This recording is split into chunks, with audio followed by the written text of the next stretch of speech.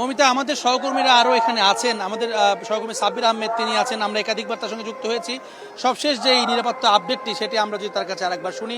সাব্বির, কি অবস্থা একটু আমাদেরকে জানাবেন আমাদের দর্শকদের সঙ্গে যুক্ত হয়ে। ধন্যবাদ জেভলিন। আসলে আপনি যেমনটি দেখছিলেন যে সর্বস্তরের মানুষের শ্রদ্ধা নিবেদনের মধ্য দিয়ে জাতির শ্রেষ্ঠ সন্তানদেরকে বিনম্র শ্রদ্ধা জানানো হচ্ছে এবং ক্রমেই বেলা বাড়ার সাথে সাথে কিন্তু সাধারণ মানুষের বিশেষ করে ঢল বাড়তে শুরু করেছে এবং আমরা দেখছি যে অসংখ্য মানুষ এই মুহূর্তে এখানে শ্রদ্ধা নিবেদনের জন্য আসছেন এবং তারা জাতির এই শ্রেষ্ঠ সন্তানদের জন্য, যাদের জন্য আমরা আসলে এই বাংলা ভাষায় কথা বলতে পারছি, তাদেরকে শ্রদ্ধা নিবেদন করতে এসছেন এবং তাদের যেটি চাওয়া যে তারা যেমন ভাষার জন্য আসলে জীবন দিয়ে গেছেন, তেমনিভাবে দেশের মানুষ যেন দেশকে ভালোবাসে, অন্তত তাদের যে দায়িত্বটুকু রয়েছে সেই দায়িত্বগুলো পালন করে। আমরা দেখছি 3 বান্ধবী মিলে তারা শ্রদ্ধা নিবেদন করতে এসছেন এই কেন্দ্রীয় শহীদ মিনারে। আমরা একটু তাদের সঙ্গে কথা বলতে চাই।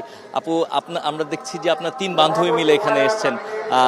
কোথা থেকে এসছেন আর কখন এসেছেন? আমরা এসেছি আজকে তো রোজার দিন, যেহেতু সেহরি খেয়ে একটু রেস্ট নেওয়া হয়েছিল, তারপরে সেজে গুজে ধীরে ধীরে বের হওয়া। আমরা ইব্রাহিম মেডিকেলের স্টুডেন্ট, ইব্রাহিম মেডিকেলে পড়ি আমরা, তো হোস্টেল থেকে একসাথে সবাই সেজে গুজে বের হয়েছি। ভাষা শহীদদের শ্রদ্ধা করার দিন আজকে, তো এই জন্য তাদেরকে স্মরণ করার জন্য এখানে আসা, শহীদ মিনারে আসা। আমরা দেখতে পাচ্ছি যে আপুরা 3 জন একসাথে এসেছেন এবং আপু তার গালে আলপনা এঁকেছেন অমর 21-এ। আমরা একটু দেখাতে চাই আপু আপনাকে, এবং এটা কি শহীদদের প্রতি আসলে শ্রদ্ধা জানিয়ে এই আলপনায় আপনার নিজেকে এঁকেছেন কি?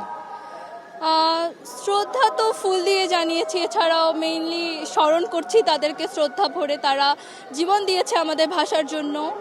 আর আলপনা মেইনলি এখানে যারা আঁকছে তাদেরকে একটু উৎসাহ দেওয়ার জন্য, তারা এখান থেকে আর্ন করছে কিছুটা।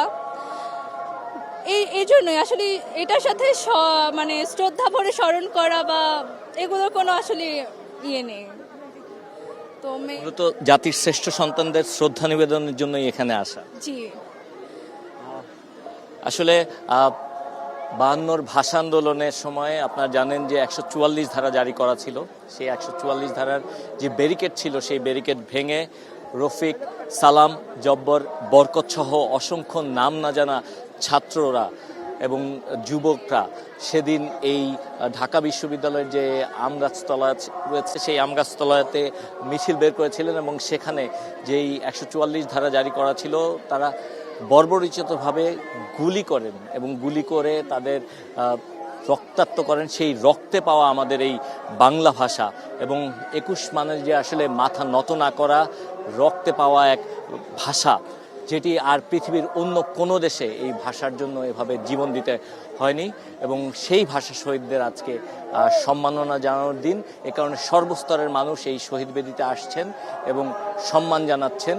প্রত্যেকে তাদের শিশু সন্তানদেরও নিয়ে আসছেন, কারণ এই শিশু সন্তানদের হাত ধরে যেন প্রজন্মের পর প্রজন্ম তাদের যেই আত্মত্যাগ, সেই আত্মত্যাগের ইতিহাস ছড়িয়ে পড়ে, সেজন্য তাদের এখানে নিয়ে আসছেন।